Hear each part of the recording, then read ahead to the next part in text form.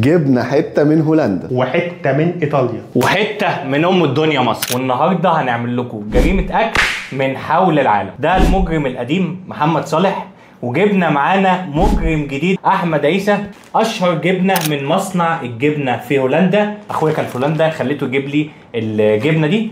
احنا نشتري بيت هنا في ريفو الهولندي من عبور لاند فرع الهولندا. قلت لي متعتقه بقى لها قد ايه؟ والجبنه هناك الناس مش بتاكلها في سندوتشات كده اللي هو كمزه مع استغفر الله العظيم المشروبات الكحوليه. جبت مشروبات الكحوليه؟ جبنا بطيخ.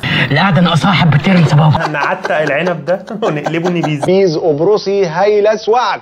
معتقه لمده 6 شهور. دي متعتقه بقى لها سنه. دي جبنه معيز يا جماعه، جود تشيز. دي مش هتقطعها تقطيع عادي، ده احنا جايبين لها اداه مبشره، يعني دي بايظه بقى لها سنه. احنا كان المفروض نجيب سكينه او مقص. هنقطعها ببقنا قدام الكاميرا اكيد صح؟ ايه يا عم القرف ده؟ فلاح في هولندا، ده فيها كتالوج. ده الكتالوج يا جماعه بتاع الجبنه. معلم ده في نوع البقره وسمعوها مزيكه ايه وتعمل ايه، تقطع الجبنه. يا سلام يا سلام، بس والله فنان. تطلع لك ايه؟ شريحه الجبنه. دي متعتقه جدا. رجلك ماتت وعفنت العيال. يا نهار اسود. دي حته زي المكسرات يا جماعه. ده العيال دي بتهجص وانا جبت الناس الغلط معايا. شريحه من السنه دي الضاني بقى، الجبنه الضاني دي مش متعتقه بقى خالص. هيبقى معيز ونعتقها يا سيدي. في المعيز اما تدوق انت الاول.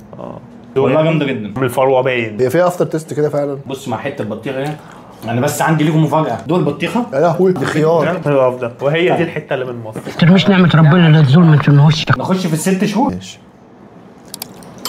زي طعم الجبنه الحمراء العاديه اللي بتشتريها من السوبر ماركت، تحس ان الخامه انضف شويه. اللحظه الحازمه اللي متعتقه لمده سنه احلى كتير. دي احلى واحده فيهم حقيقي، بس الطعم اقوى. مالحه اكتر.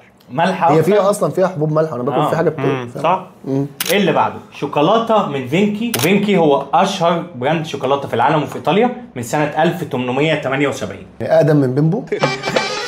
فاحنا عندنا 3 تيراميسو مش و3 الريكوتا، مشكلين. مش الريكوتا دي كانت جبنه؟ الريكوتا دي جبنه، كل واحد اختار واحده، وفي 3 تيراميسو، فاحنا ال3 هندوق التيراميسو. يا عم انا هاخد الريكوت. وانا هاخد البناكوت. يا جماعه هي الباكيو دي داما دي اللي هي لاتيه مع لبن. اوعى يكون فيها خمره. شربنا خمره. انا بتاعتي مسكره زياده. هي اللي معايا شوكولاته عاديه وجواها قطعه بسكوت. الريكوتا دي ما فيهاش جبنه اصلا، هي عباره عن وايت شوكليت مع شوكولاته دارك. بس الكواليتي بتاعت الشوكولاته تحفه الصراحه. يعني نخش في التيراميسو. دي شكلها تحس ان هي طبقات كده. جامده. هو كاتب حلوه دي.